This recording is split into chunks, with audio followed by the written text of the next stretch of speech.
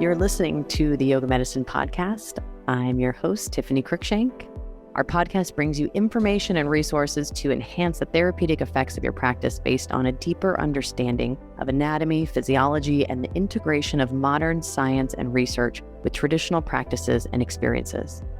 Join me and my co-hosts, Rachel Land and Katja Barch, as we dive into all things yoga, research, and wellness.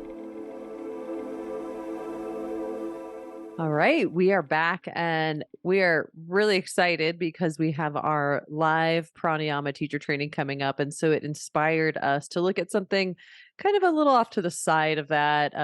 Some things we'll obviously mention in the training in a much deeper context, but kind of touching on kind of the bigger picture of breathwork as a whole and different traditions and different communities and how it shows up. And there's so many different names and labels for all of these. I think it can be really confusing. And so hopefully make a little bit of sense of these different styles of breathing and maybe in a big picture orientation, what, why, when you might utilize some of these. And just take a peek at it too. And of course, if you want a deeper understanding of the more Indian approach, the yoga approach to breath work, as we call pranayama, you can check out our training, which is coming up. So, and I think we're going to start in the Eastern traditions. So we're going to look at the Eastern traditions. We'll look at the psychedelic communities. We'll look at scientific communities, and then we'll look a little bit at Eastern European practices as well. So we'll kind of cover a broad variety of landscape. So yeah, let's take a stroll. Let's take a stroll through breathwork land. I like practicing different stuff.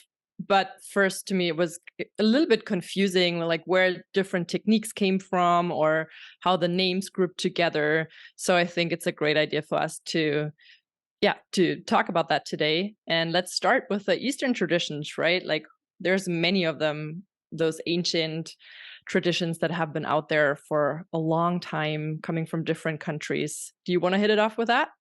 Yeah, I mean, and I think the obvious place to start is India, right, with pranayama. And this is really what the bulk of our course is going to be on. So we're really not going to actually talk a ton about this one. But what I think is really cool about the Indian tradition of what we call pranayama as breath work is that there are so many different ways to approach it. It really is so nuanced and individualized potentially, progressive. There is a path, and obviously in the 8 limbs of yoga, in a bigger picture of, purpose and practice. But, we see so many different ways to apply it therapeutically, which I think is so interesting. And it makes sense of when and why you might start to use some of these practices for different people. And for those people who are in our teacher trainings or who work therapeutically, that not everyone, even to something simple like Kapalabhati or a very specific breathing practice, if you're familiar with that, everyone's going to respond a little differently. And so I think understanding the energetics of the practices and the nuances helps us to be able to kind of formulate a practice for our students when we're working therapeutically one-on-one that really suits them, which is really cool, I think. And you don't really see in a lot of other breathwork styles. It's, I think, what really makes this one unique is most of them have like this cookie cutter approach that everyone does. And you're kind of watching how you respond, which is nice, like to not have to think about it. You just have this like one thing you do. But, we all know that there's a lot of variability between each human. And I just think as a healthcare provider, we all need something different. It's also what I like about pranayama. If we look at it even from that Western or more physiological or medical lens, maybe, when we look at how or try to understand how pranayama works, it's so interesting to see that the many approaches or directions you can take with pranayama, we utilize so many of the different mechanisms that we see in a lot of other types of breath work that are nowadays maybe sometimes branded or not, but the mechanisms behind them they're vast in pranayama. We have so many different techniques. We use different pathways, however, maybe more focusing on the nose generally. But there's so many ideas, and we're going to cover some of them a bit more in depth today, that we also find in yoga practices. And I love that it's just so broad and Right. diverse that we can, as you said, use it in so many different applications and scenarios. I love that you said that too, because I love that overlap. And one of the things you and I both love, and you see this a lot in our training for those who take it too, is like being able to look at the science and research in some of these other approaches to breath work, because sometimes there is better research in some of these other forms of breath work than what we see in the yoga research or pranayama research, and being able to take that and apply it to some of the pranayama practices, which is really cool and I think unique to our program as well. But then also being able to take the energetics of this yoga system that's been used for, thousands of years and in your own experience probably felt as well, and apply that to maybe these more sometimes familiar styles of breath work now, with breath work becoming more popular, and make it more relatable to the people that you're working with. Sometimes I think sometimes the Sanskrit names can feel strange to people who aren't familiar with this, the yoga language and culture and context behind it. And so I think it's really important to make it relatable and meaningful to the person. So it's nice to have those two, and I think something we uniquely do is always bringing the research and the tradition, and in a pranayama context I think it makes it really interesting. So, and, when we look at pranayama, there's so many different ways to approach it. It is the other thing that I think is really unique. We look at different ratios, we can look at different lengths and depths of breath, we can look at pauses or holding breath, we can look at interrupting the breath, we can use digital pranayama to use the fingers to close off the nostrils, we can use different pathways, nose or mouth, or sounds. There's so many different ways to experiment, and that's just like the big categories. And then we can also combine them in different ways and use it in asanas in different ways and in our lifestyle in different, there's just so many applications. So, anyways, a lot more Yeah. than we're going to talk about today, but a lot of different options. So, A lot of ancient wisdom that when we look at it today just proves to be what we see in so many other types of breath work from a scientific or mechanistic viewpoint. So, yes, we're going to look well at that said. more in depth in the training. And today we're also going to focus or look at some of the other applications that you might have heard of. Yeah, so what I think we move on to maybe, so that was just that was the quick overview of the Indian approach, which is just a lot longer story than we could ever put into an hour, but I think just kind of gives you a quick little awareness of that one, and then we can move over to Tibet too, and the Tibetan approach that we see nowadays, which is really popular. Yeah, so there's stemming from a more from a spiritual background, from Tibetan Buddhism, of course. There's many different techniques. Today, what I would want to highlight is one technique that is nowadays a bit more known, maybe, or the term has been used more in the last decade or two, which is Tummo breathing. And that one is also an ancient technique that was originally used by monks up in the Himalayas to get warm because it can be really cold up there. And it translates to in a fire, or I've heard translations of fierce woman.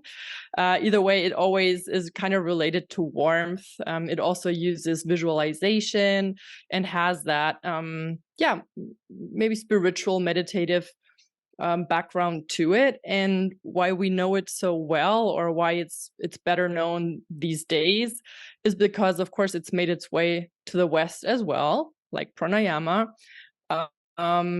First attempt of that, as far as I know, was early 1900s, and then it was first looked at scientifically in 1980 something by a researcher at Harvard. But what really made it popular over here in the West was that Wim Hof, and that name is a staple by now out there, also in the yoga world. Wim Hof has drawn from Tummo. He doesn't really exactly say, oh, that is Tummo style I do, but it's kind of drawing from that idea. And I believe he experienced the techniques or the ideas when he was starting to implement breathwork like that. So Wim Hof breathing is not exactly Tummo as it was practiced in Tibetan Buddhism, but it's drawing like one pillar of Wim Hof, the Wim Hof conceptualization, the breathing part is drawing a little bit from Tummo, which makes sense because one of the other pillars of Wim Hof breathing or Wim Hof is the cold exposure. And there, obviously, it makes sense to have a tool that can help you to regulate your temperature, body temperature, and it has proven to do so. So that is, I think, a name that is interesting to relate to that Tibetan origin, or knowing that those are somewhat related because they get thrown around a lot these days as well. That's really interesting. Actually, back to what you said, I didn't realize Herbert Benson was one of them. I mean, he's the guy who made the relaxation response. He studied the relaxation response and made so much interesting information from that. I didn't have any idea that he was involved with bringing Tumo to the West as well. So interesting, very interesting. He's made a lot of progress all over the map in important places. So, um, did you want to talk a little bit about just what it is? Maybe do we want to go there or? Well, maybe just a little bit. I mean, I would maybe dive just a tiny bit more into the Wim Hof concept, which Tiny. is, which just tiny, which is, as I said, drawing from, but not copying or not too much relying on Tummo, but kind of drawing from it. So the idea is to do, we call it, or you can call it superventilation. So deep and fast breathing. Pathway is often also, the mouth is also used for the exhale, or you can, yeah, you can use in Tummo, you can use the nose, but it also other pathways can be used. And then there's typically, after a period of that superventilation, couple of rounds, 30 or so, there's a phase of breath retention, so a breath hold. And I don't want to go into the mechanisms too deep why that works well, but when you have done a period of superventilation, breathing hard and deep for a while, you are able to hold your breath a little bit longer, and so the tissue gets that kind of stimulus from that breath retention, kind of a training impulse, and that's what Wim Hof is using. And maybe what's also interesting to note is that they have now performed the first studies where they looked at the Wim Hof breathing as a standalone and compared it with the cold exposure and compared it with breathing and cold exposure together. So now we have the first indications of how much the breathing is maybe doing, because that is often being studied under the lens of the immune system as well. And we understand now how much the cold exposure is doing. And they did find that the breathing, the cold exposure alone, did not have those effects on the immune system as much as the breathing plus the cold exposure together. So breathing alone had an effect. Cold exposure alone did not, but it amplified the effects of breathing when it was done in conjunction with breathing.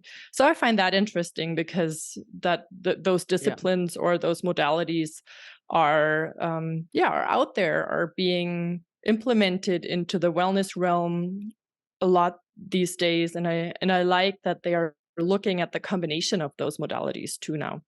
And I think it's interesting because, and I'm taking a little bit of leeway here and running with it, but it's kind of similar to that superventilation of, or I guess you could say Bastrika or Kapalabhati traditionally, where we're breathing more quickly, but I think of this as like a slow Bastrika, but with the retention after. And traditionally, usually when we do Kapalabhati or Bastrika in a pranayama practice, maybe not so much in an asana practice all the time, but there's usually kumbhaka or retention practices following it as we start to look at that. So I like looking at these studies to be able to kind of see. Obviously, it's open to interpretation because it's not exactly the same style of breathing, but a little similarity there. I think so too. And even within, for instance, the Wim Hof style, um, there still will, I'm sure, will be studies to come that look more about that dose response relationship. So how deep and how quick do I really need to Right. breathe in order to create specific effects? And we don't know a lot of that yet. So we're not at that point where we can distinguish that technique has exactly that pattern and that dose response relationship, while as another technique does not. So we're not at that stage in the research yet. And that's why I think at this point, we can talk about those similarities, because there is no specification that it's It's all not, broad because brushstrokes. Yeah. it's a bit more broad brushstrokes, and we can kind of draw from the general ideas of those mechanisms at this point, I think. Yeah. Yeah. And I think it's so cool that there's so much attention coming to breath work, because it means hopefully we will see more of that research coming, which will again fill in more information around maybe supporting why and how some of these traditional practices are used and the differences and nuances, and maybe even changing the way we use some of those traditional practices. I think I love that too. It doesn't always have to support what we've done forever, but maybe it does, you know, it was a reason why we've done it certain ways forever, but it's nice when we can also learn from the research and enhance our practices from that side as well. So um cool. I love that. So um then we can move over to China and the Yeah. Chinese traditions, and Yeah. um a little bit of nod to, you know, other ways of doing things too. Yeah. What I like about like Tai Chi or Qigong is just, and I want to keep it that broad, but that idea of combining the movement with the breath. And I think that is something that we can also very much relate to in yoga and related to pranayama. That idea of bringing those two in sync and bringing them consciously together, without going too much into detail what types of exercises are being practiced. But that idea to me resonates a lot, and I like that this has been used in the therapeutic context also, or is being used. So I Yeah. do love that there's also more research out there now and more to come. But generally, the idea of that combination, of course, as a mover and breather, I love. I think for me, and I trained in medical qigong when I was in Chinese medicine school, and to me, I think one of the really interesting things about it is these very simple, accessible movements combined with very slow, just effortless. I mean, it's so much of what we use when we combine pranayama with asana too. Like for me, when I'm using it in asana practice, it's usually just very simple, repetitive movements that easily combined with that inhale and exhale to accentuate each other in some way, and allow me just to kind of get into a little bit of a rhythm. And, you know, I think with Qigong, we also see an added layer of visualization, usually of it, this energetic awareness of the body, which can be very general or very specific and can be used in a lot of different ways. And again, you know, we're not going to go into any of that detail. So, but I do think it's important to consider these practices like, you know, Tai Chi and Qigong oftentimes as a form of breath work too, and or pranayama, because there is usually a very strong component of breath work, even though it's not pushing or forcing or retaining. You know, it really is about kind of that effortless maneuvering of the breath, which if you really look at the traditional practices of pranayama, it really is meant to be effortless. And, you know, the whole point of it too is that as we can stay effortless, as we expand the breath and do more advanced practices, that we actually get more of the benefit from it. Usually, if we're able to maintain that effortlessness. So the Tai Chi and Qigong really encapsulates that for me and pronounces that, and also reminds you that like it doesn't need to be like fancy deep crazy breath work. Like I think when you start to get into pranayama, it's really easy to be like, I want more and I need to go longer and I need to hold longer, and more is not always better, right? We kind of find that usually. I love actually that you're pointing that out. And I think it actually makes a perfect transition into the next like bigger realm or bigger background of or origin of breathing, because there are quite a number of types of breath work that maybe are related to those bigger breaths that bring or have a bit more effort to them and maybe aim to more of that transformational big change through your breathing. And of course that is one aspect to it, but it's probably not what you do every day at night. It's maybe, yeah, it's probably not, but it's probably, or as always in life, at least that's not research based. It's my personal opinion. It's about the consistency and the sustainability of a practice as well, not just about the big one time effect or the effect that you sometimes have. So while I think personally, in my own practice, I think it can be nice to have those bigger experiences sometimes, what is really the thing that makes it sustainable to me are not the huge breathing practices, but sometimes just that very subtle awareness and the listening, the tuning in, and it doesn't have to be spectacular, so to say, every day. Yeah. And that's why I love your pointing that out, because that wisdom obviously also has been there in those ancient practices Well, and I think for a long time. we're kind of shifting now too from what I call like the more therapeutic practices, which to me means it's individualized in some way, or maybe it's like a certain practice to help me sleep at night, or a certain practice to wake me up, or focus for concentration, or to prepare me for my sport. Like there's so many different ways we can use the breath work, but that we're using it for a specific outcome versus now like and and now we're looking at more of this spiritual practice, which you can also find in the yoga tradition.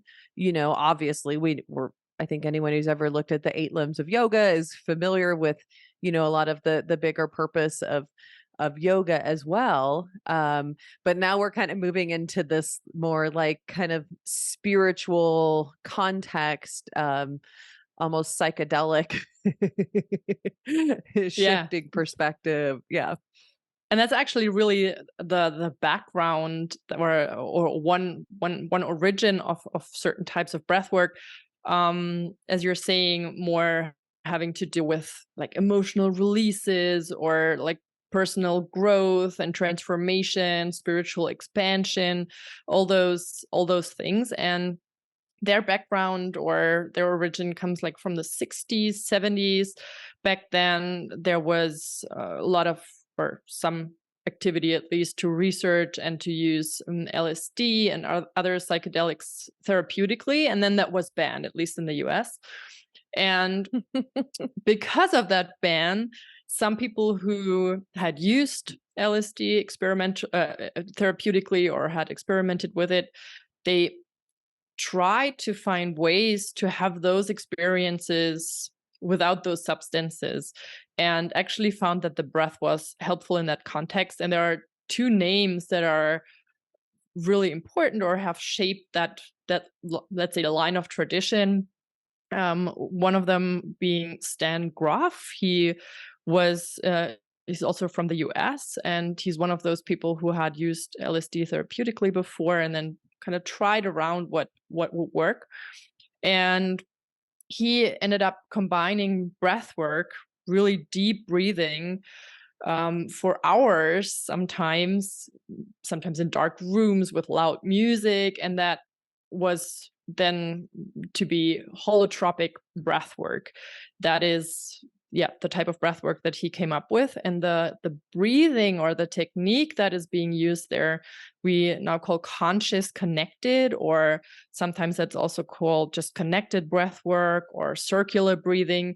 The idea is that you do not have like a break or a pause after the in or the exhale, but you continuously breathe for quite a long time.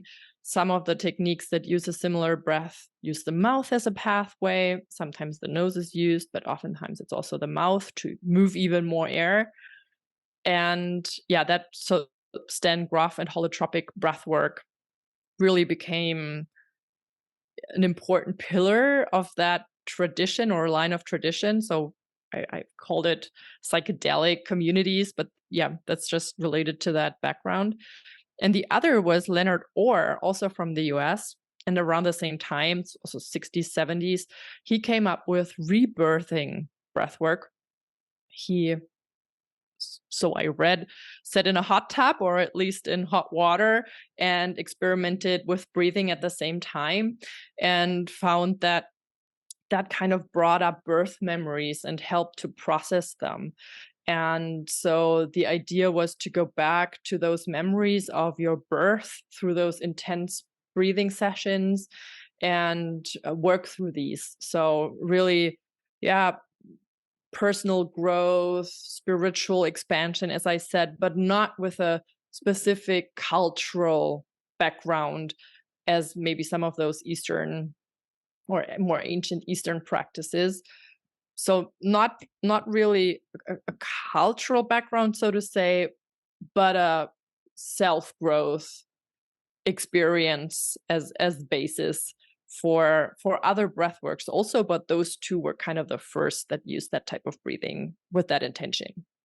And both pretty intensive too. I mean, I think it's an interesting one too for, big shifts and, deep self exploration and, releasing suppressed emotions and big stuff. But, I think this is where it can be really intensive too. And also, I think a little bit of caution. I think most pranayamas are also very safe for the most part. Obviously there's things to note in any therapeutic modality, and be conscious of. And we've talked about this before too, is like there's still a lot of research to be done to, I think, validate this as a therapeutic mechanism by knowing more about the contraindications, which we don't yet know yet.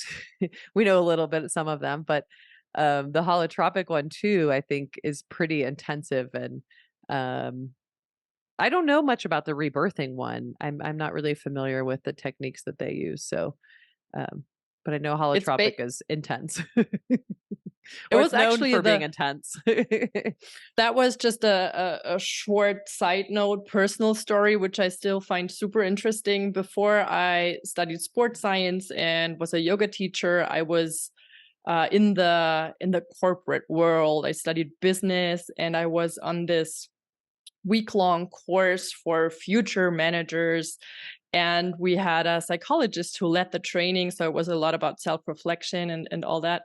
And he, without much prep, introduced us to holotropic breathwork. So a whole room of people who are like in the corporate world wanting to be the next CFO or CEO, doing that 2 times in that week-long retreat. And that was really intense. I had no yoga For how practice long? then.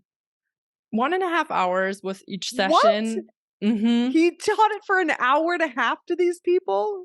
Yes. And So no one no like prep. passed out or like had any problems? Not physically, but stuff came up. So some people Wow. completely kind of drew Melted back down. sort of, or did not really engage with it. But some people had really intense experiences, and I still remember that very, very vividly. It was I still Oh do, my and it's gosh. almost 20 years ago. Or It's pretty intensive to like just throw someone in too. Like if you sign up for it and you go in intentionally wanting that, like, okay, here you go. But then to be at a business conference and be like, an hour and a half, here we go. Intensive hyperventilation. Yes. And I remember at the time I was doing my MBA degree as well, and I had a test on that Friday, and I had to drive for 3 hours. And that was not safe because I seriously cried like a baby after the whole thing was done, not after the session, but after the week was done. And I cried 3 hours straight on a German Autobahn where people drive really fast. That was not safe. But it was an intense experience. So that was my very, very first exposure to breathwork or breathing of any type. That was my first exposure. And then you're then here. the yoga You're came. still and here. I'm still here. And I still I love that. I had an intense good experience. But yes, so maybe the moral of the story, I think, in those types of breath work where you go for that big transformational change, sometimes it is also really a good idea to have there someone with you. So it's probably not what you practice in bed at night just to fall asleep, but it can be a good idea to have someone leading you through that, being aware of the conditions where you should maybe not practice that. Yeah, so I love that, good because all idea. my pranayama is like very traditional, and it's like very much you have to do this before you can do this, before you can do this. But and then at some point, like especially doing it in the 90s was like I always felt very focused on doing more. And maybe it was just because of my age too. Like I needed to go further and do more and conquer it, like I had to be doing 15 count inhales and, like these long, long things. And, I think one thing that I've learned too is just that, like we talked about the nuances, but I don't have as much of the psychedelic I think experiences with these specific ones that we're talking about, the holotropic and the psychedelic breath work, I guess. So Yeah, um let's go on a retreat together the other sometime, one, and then yeah. I'm in, let's yeah. go. Yes. So, but holotropic and rebirthing are kind of similar, but they're not the only ones. So I think that idea of that kind of transformational aspect of personal growth and um, learning about yourself and all that, also other types of breathing use that, and they also use that conscious connected breathing, so that kind of continuous deep breathing without the pauses, often for a longer period of time, at least 20-30 minutes or so. And just to kind of group some of the quite well-known types of breath work for the listeners out there together, because that's where I got confused at some point, like are they similar or not? So they are similar in that they practice conscious connected breathing of some sort, and often then they add some other modalities to it. So there is, for instance, transformational breath work that's also been out there since the 70s. Judith Kravitz has invented that or came up with that. And it's also meant to kind of work through mental, emotional blockages and all that. Transformational kind of gives it away what the intention there is. But they also sometimes use like sound aspects, like certain music or sound spheres, affirmations, so different elements to it as well, sometimes movement. So that's one. Then you also have integrative breath work. Also, the name kind of gives it away, integrating that type of breathing with other elements, like generally mindfulness, or also movement to some degree, body awareness, some somatic techniques, but even more broadly, like art therapeutical elements like gestalt therapy, stuff like that, neuro-linguistic programming, NLP, some of you might know that. So really having a quite broad view to incorporate body and mind and spirit, and have that like big picture, holistic incorporation of things also out there since the 1980s. So some may have heard that. And then one that I recently encountered a couple more times is clarity breath work, which also includes sound therapy with conscious connected breathing, intention setting, energy work. So you see, like some of those elements come together with a certain intention, but they all group around that idea of spiritual expansion, oftentimes also going along with maybe even the goal to have that emotional release. And that is that big pic, like the bigger thing. Oftentimes they also have like, or they offer like smaller practices or variations of their practices, but that's the main like type or goal. And Yeah, those techniques can all be grouped together as that, like with that conscious connected breathing as a technique. I love it. Yeah, so we've got the Eastern tradition so far, the yoga, the Tibetan, the Chinese, Indian, Tibetan, Chinese. We've got more of the psychedelic communities, which we looked at in a different focus. And then we also have more of like a scientific lens we can take to it too. Um, I think coherent breathing or resonant breathing is one that we see a lot and is so easy. It's one of my favorites. I honestly would probably do it at the end of every yoga class in shavasana if, if it were up to me. Especially with I love the music that they make. If you've taken my classes on yoga medicine online, you've probably heard this sometimes. You can find it on YouTube or something like that. But where you just follow the music with your breath, and it just makes it so easy and effortless. And I love this one because it's so accessible and I mean, it's never everyone. Like, there's always exceptions, but to most people, it's not. There's not a big barrier to entry on this one. So Yeah, you exactly. So don't it's have the to I surrender to a psychedelic experience. no, you can just breathe at the rate of about 6 breaths per minute. That's kind of like the rough goal for that, 5 to 7 breaths a minute. Typically, we do like 12 to 20, so it's slower than your usual breath would be. And so that's approximately 6 seconds in, 6 seconds out. So it's super easy to follow. You don't have to concentrate too hard. And the founder of that kind of technique or idea called coherent or resonant frequency breathing is Stephen Elliott, and he put it out there in the early 2000s, as far as I know. The idea is, or the intention is, to target the autonomic nervous system. And the idea is that we have resonance, or that frequency of breathing, six breaths per minute, resonates basically with or that resembles the ideal frequency to optimize your heart rate variability. That's the idea. So the assumption is that 6 breaths per minute optimizes your heart rate variability. And probably, or it is thought that the baroreceptor frequency, so the receptor in your body that can record or notice pressures, that responds to that frequency. That's the idea behind it. That's why it's more maybe scientific or medical, at least when we term it or look for it in the research, because it specifically looks for the autonomic nervous system or targets the autonomic nervous system and aims to do that through a physiological mechanism.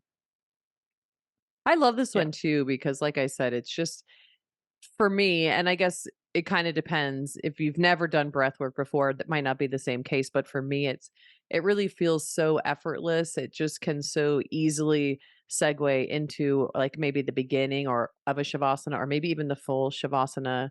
Though, a purist might not call that shavasana because we're, counting the breath. But if you have music, and there's a ton of it online. You do have to filter through and find the ones you like, but if you have music to guide you through the changes, the 6 counts in, 6 counts out, so you're like following, the change in pitch of the music, it really you get into this like the zone. I mean, maybe it is kind of a little hypnotic, not in a psychedelic way, but really it does feel like it's entraining the nervous system. And, you do feel like you kind of enter a different resonance frequency. And I think you can also use it. I use it sometimes like in yin postures, especially in the more relaxing ones, but really it could be some of the more upright, like seated postures. I like to use it kind of toward the end of a yoga practice. You could use it right kind of to the lead up to shavasana, which is a really nice time to prepare you to then like when you release the breath in shavasana, you're just like primed and ready to go deep into your shavasana. So it can be a nice primer for shavasana or part of shavasana. There's so many ways I think you can use this in, or maybe even just as a preparation for your practice too, to kind of tap into a different frequency in your practice. You could start with some of this for a few minutes potentially as well. But I love the effortlessness of it and the just kind of kind of trance or different kind of shift that it makes in the body. So Yeah, I would say even not even related to the practice on the mat only, but it's probably the one that I use most just in everyday life. Like if I know my kids overwhelm me, I'm just trying to go to that kind of rate of Right. breathing. Sometimes I aim for a box breath, but sometimes that's just too complicated in the moment. So Yeah. just like that, 6 count inhale, 6 count exhale, just a couple of breaths of that sometimes Yeah. resonates with me in the truest sense of the word or the technique. So Which also is one that you can just use anytime.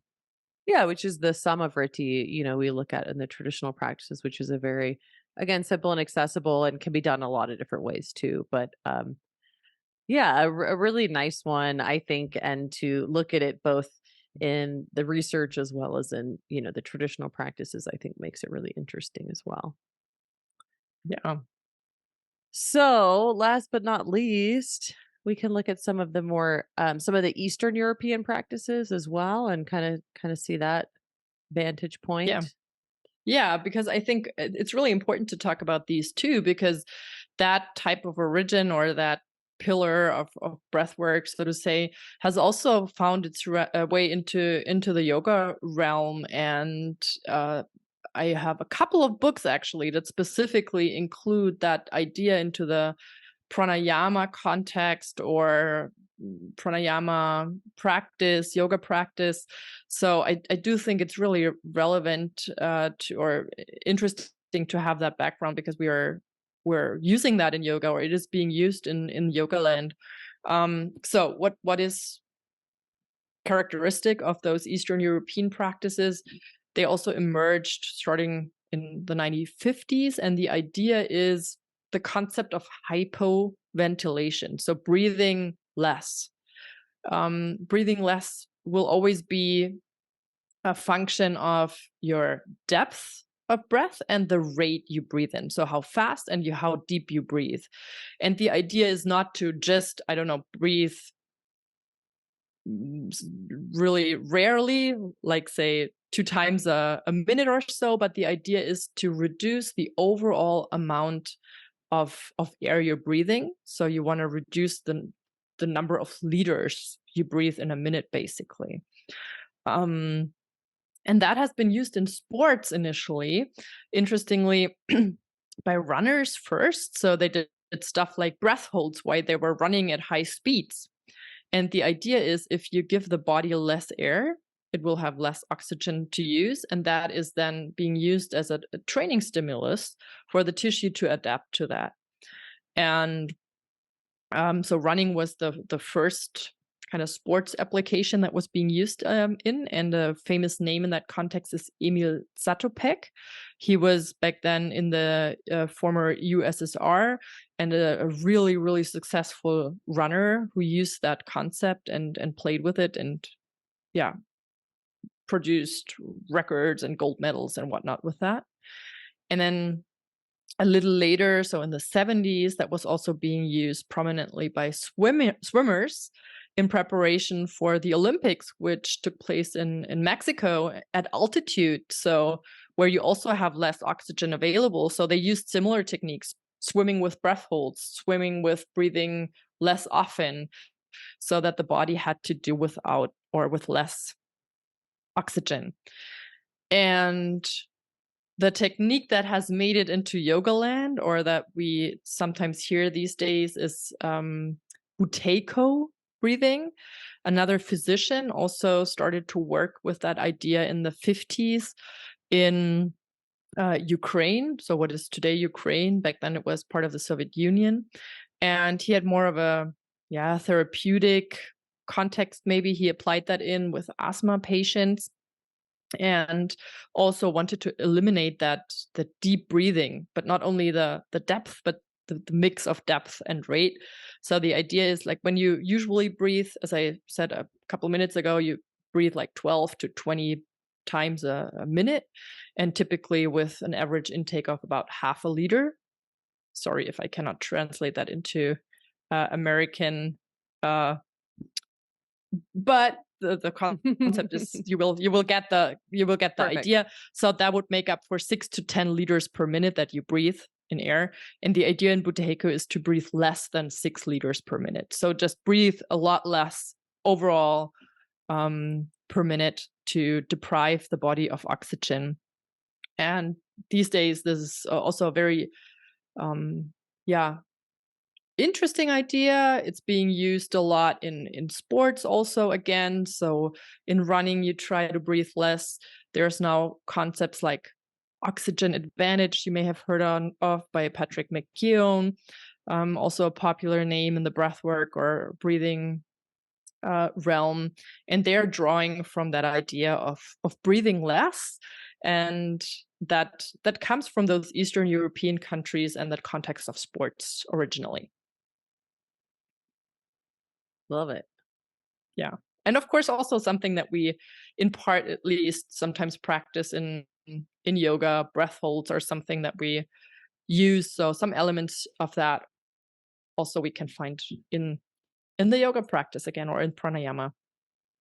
Yeah, in a different way, right? And it's kind of like layering those two different approaches to see, and hopefully one day we'll have more research on the specificity of each one to know, because there might be huge differences between them as we're kind of lumping them together. But it is interesting to kind of take the work, and this is kind of what I've done for everything that I do with yoga medicine, is I'm taking research from, other parts of the healthcare industry, whether that's stretching research, or now we're looking at different kind of breath work or orthopedics, and applying that in a way that's relevant to us in yoga, since there really isn't there's very little great yoga research. Meditation, yes. We've got a lot of great research in meditation now. Of course, there can always be more.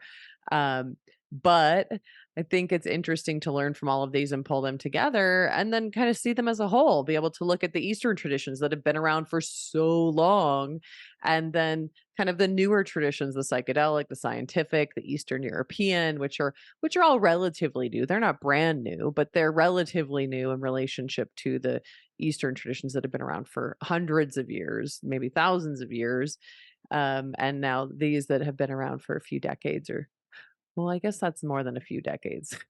Showing my age. 50s doesn't sound that long ago. 70s sounds like it was just recent, but that is a while ago. Yeah. So relatively new in comparison.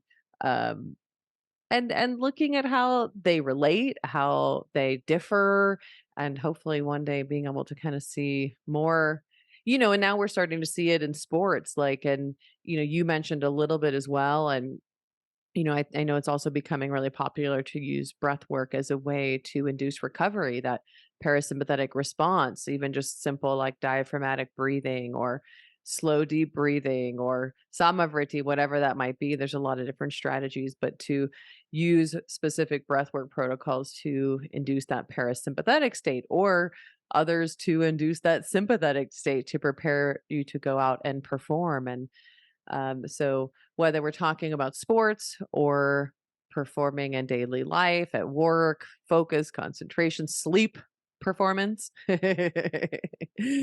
there's so many different ways to apply this. And it's such a fascinating topic. I'm so excited to dive deep into the details of it in our teacher training, and also just share tidbits of it on our podcast too, that help people explore in their own way, because especially at this point, a lot of it is our self exploration.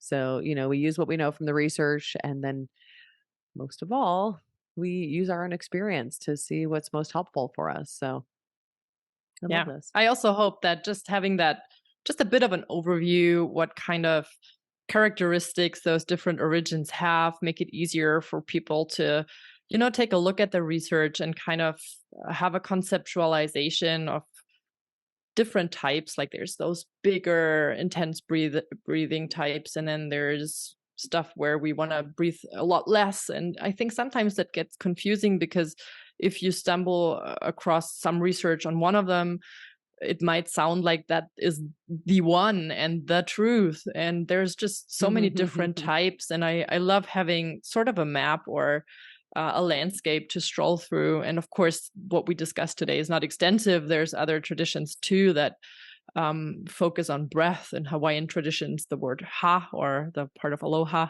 that's also breath. So there's many more other traditions that also have breath as one of their elements or modalities.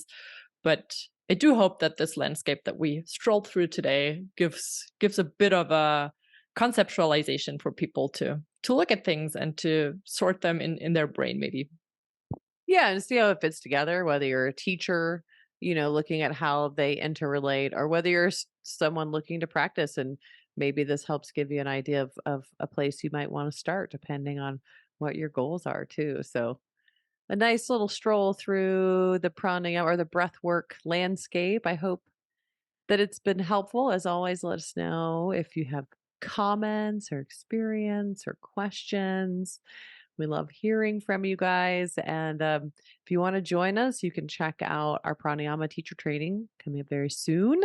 Yogamedicine.com has all of the details, and it'll be Katja and myself leading you through a live supported and really a one of a kind. I feel like it's a very unique one because we don't take, like we've said this already, but I think a lot of times a lot of schools kind of take their own like specific style as the way and the thing, and kind of leave out a lot of the other details. And we're really looking at both a lot of different techniques, a lot of variety of techniques, as I said before, to really make more of a therapeutic protocol that suits the individual, so you understand the what, how, and why, and the things to be cautious of, and the places, the times to apply it, but also the scientific research and the anatomy and physiology behind it, as well as, the experiences and traditions of these practices that have been around for so long. So you get to see,